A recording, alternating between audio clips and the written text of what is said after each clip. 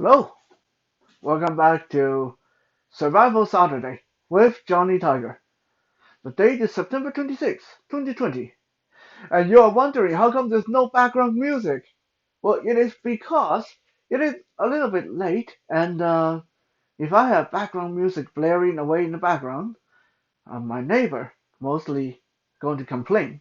So I'm trying to do this without getting interrupted by text messages telling me to tone things down.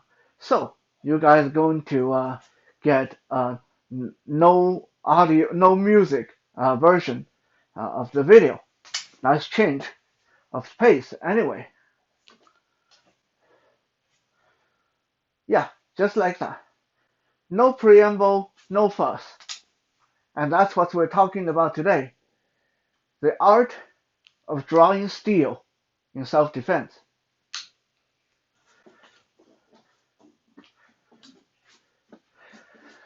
Now, before we get into the do's and don'ts of taking out a knife in self-defense, let's talk about when is it wrong, when is the wrong time, when's the right time, and all that stuff, because it is very important to know that.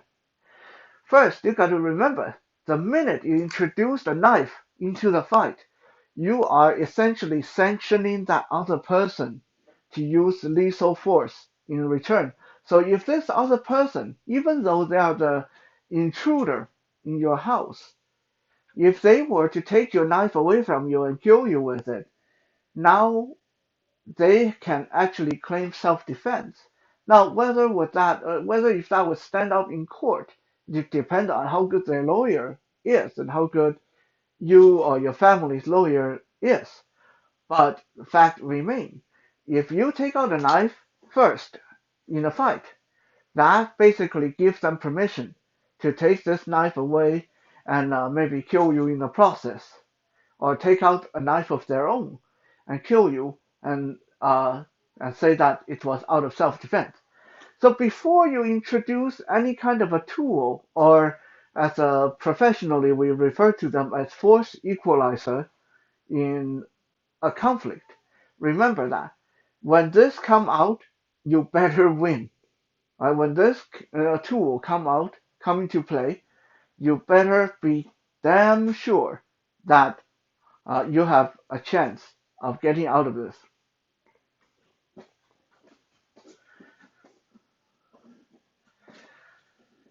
Now, when is it a wrong time to deploy a weapon?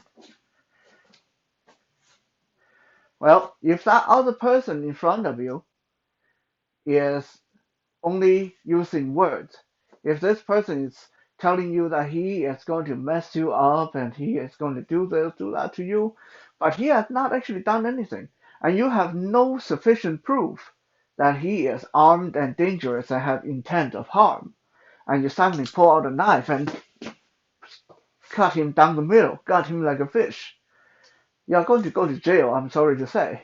Even though, yes, you were really scared, yes, he was the one who started the conflict, but he has not given you sufficient ground to apply that kind of lethal force. Now, on the other hand, if this big guy was in front of me and saying things that he's going to mess me up, or if he's going to do blah blah blah to me or my friend or my family or my girlfriend, and I suddenly whip out this knife and then break his nose or break his cheekbone with the butt of the knife, then I can probably get away with that,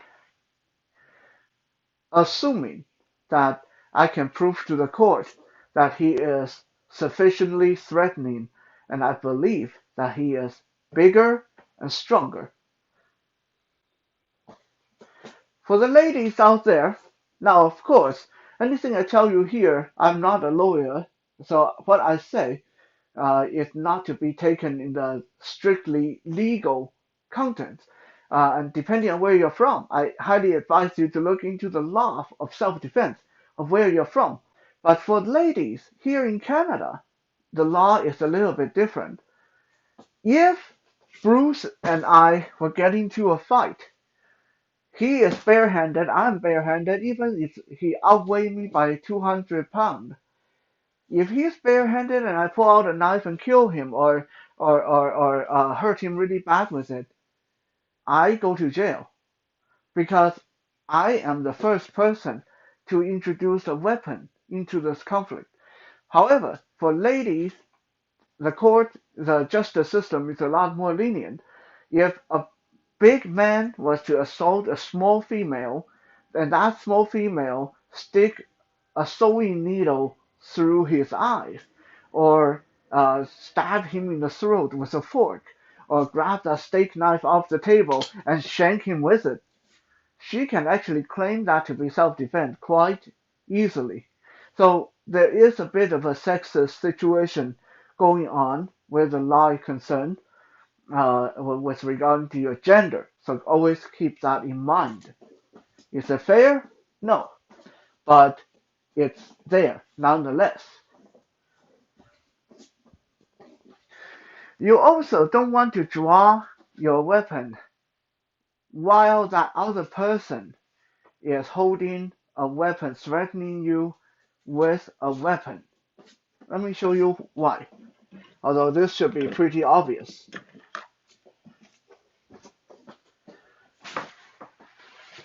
Let's say Bruce here got a knife in his hand already. Let me get this in his hand. There. So Bruce has already gotten a knife in his hand. And he's in striking distance in front of me. He's already coming at me with a knife. If I try to pull out my own weapon, I'm panicking. I'm trying to get out of the way. I'm trying to get my own weapon. Most likely, I am going to be slowed. I'm going to fumble while he's going to stab me with his own knife.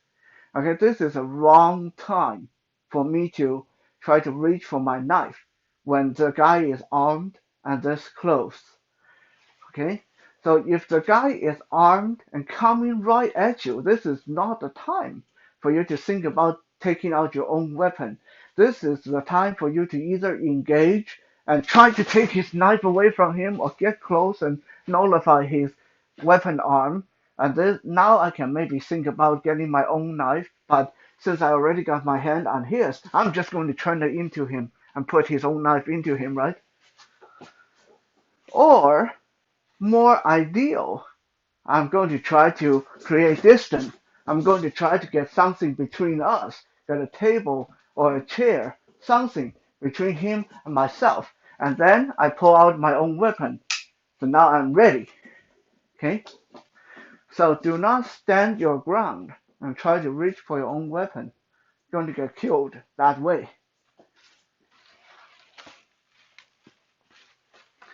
Now, when it comes to drawing your knife, it can be your tactical pen or any other self-defense tool you might choose to carry. There's just three of the no-nos that we're going to talk about today that are easy to keep in mind. And if you follow these three rules, you should have a pretty good chance of coming out of the conflict alive. You should be able to survive the conflict and get your weapon out, get your tool out, no problem. Number one of the rule of drawing steel is no telegraphing. Okay? No telegraphing. What does that mean? This is actually a lot harder than it sounds, especially when it comes to drawing. Because honestly, most of the time, it's so obvious, especially now. Right now on the video, I'm talking about knife. So as soon as my hand drifts toward my waist, you guys know I'm going to draw a knife. But what if my hand has been there all along and then now the knife is out? Okay? So what I did there was I placed my hand close to my weapon, my tool, for the entire conversation. So I don't have to make this big reach for it. Okay, no matter how quick you are. If you reach for this, you are going to let the person know a knife or something is coming out. Okay, so try not to do that. Try not to do that. If you have a tool, you know where it is. When you think there's a conflict starting, just put your hand near it, okay? Just like casually. That's all I'm doing. I'm tucking my thumb into my pocket. The rest of my hand is outside my pocket. Okay? I'm not sticking my hand inside my pocket, my whole arm inside my pocket, because this way the person know I'm probably going to draw something. But I'm just keeping my hand beside me, very natural, like hooking my thumb into my pocket, okay? Hiding my forefinger, my pointer finger, with the rest of my finger, so they won't get that first initial twitch when I start my draw. So keep your hand near your tool. Don't telegraph reaching for it. That is rule number one. That is also how not to telegraph is to divert their attention. If I'm in a conflict, I'm not going to stand here facing off with a person and draw my weapon like this. Okay? First of all, that mostly if it get caught on camera, I'm going to jail because it's so obviously that I bring a weapon into play right there. Okay, so if I'm going to be utilizing weapon, most likely we are in close proximity where we have engaged already. So rather than being obvious about it, squaring off and drawing my weapon, I'm going to turn my body slightly, my left hand, the hand that is not doing drawing the weapon, I'm going to go on the offensive. So with my left hand, I palm to the face, my right hand, the knife is out already. Okay? So with that first strike, either to the face, either to the groin, either to the shoulder, my knife is coming out at the same time. Okay, distraction, distract. Don't telegraph. No telegraphing. Rule number one. Rule number two. No bluffing. I heard so many people getting hurt doing this. Okay, people think that okay, now I got a knife in my hand. Okay, I got a knife. Don't come near me. Okay, I got a knife. I got a knife. Don't you piss me off. Don't you just go away. Just go away. I got a knife. Okay, it's not going to work this way. The minute you take this knife out, I'm not telling you guys to kill somebody, but the minute you take this knife out, you need to go into action. You need to know what you're doing. You can't take this out and hopefully scare this person because you know, especially if you run into someone who is very, very experienced, very seasoned on the street, what is going to happen is that person is going to walk right into you, walk right towards you, and puff their chest out and try to make you back away. They're going to walk right into your knife. Okay, they're going to say, okay, okay, stab me, stab me. What are you going to do? Stab me. Okay, and then they're this close, they're this close. Okay, they're walking towards you, they're this close, they're reaching for your knife, and now you're scared. Now you don't know what to do. Now you're thinking, should I cut him or shouldn't I cut him? What can I do? I'm so scared. Well, I don't want to go to jail if I cut him, but if I don't cut him, he's coming towards me. Oh God, what am I going to do? By this time, it's too late. He got a hold of your hand. Now you're in a struggle. You're fighting for your life. And if it's someone this big, if someone as big as Bruce, you don't want to be in that position. Okay? You don't want to be in that situation. So the minute you pull your knife out, you gotta go in there, okay? You go in there, get control of the situation. Again, I'm not saying to kill the person, like stabbing him right in the stomach, okay? There's a lot of different ways of gaining control. I'll show you guys one right now.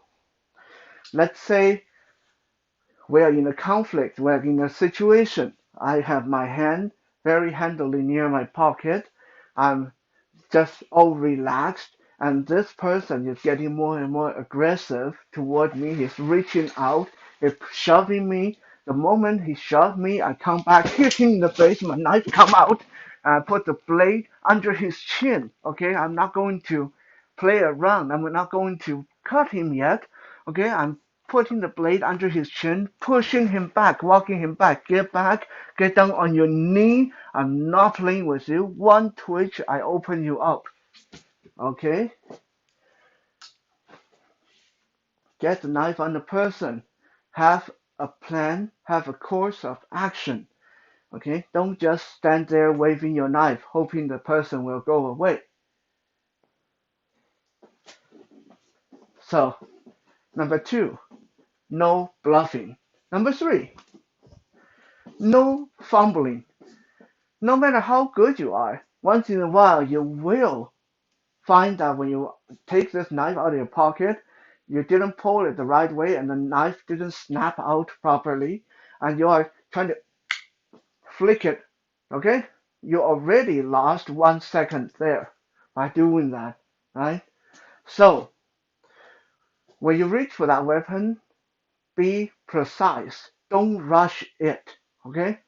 It's like an old Western gunfighter said, speed is nice, but stability and sure aim is better.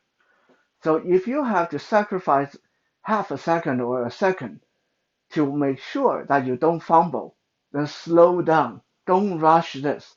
Right? If the knife come out and somehow the knife blade didn't deploy, like right now, okay, I'm not going to stay here and fumble and try to snap it out, right? If I pull the knife out and somehow my knife didn't deploy, I'm going to jump right in and bring the butt of my knife, bring the hilt of my knife right into the face, right into the face, right into the collarbone, and then deploy it right near his face. Okay? No fumbling, no stopping, no matter what happened. If the knife come out halfway, that's okay. One flick of the wrist, we're back in action again. If the knife didn't deploy properly, that's okay. I smash him with the hilt, and then I deploy the knife when I'm moving parallel or beside him or behind him. So, no fumbling. Quick recap, no telegraphing, no big motion, opening my jacket, reaching for the knife inside. Okay, no. Don't do that. Please don't do that. No bluffing. Don't pull out a knife and go away. Okay? I'm not scared of you. Come on. I have a knife. Don't do that. You're inviting the other person to kick the knife out of your hand.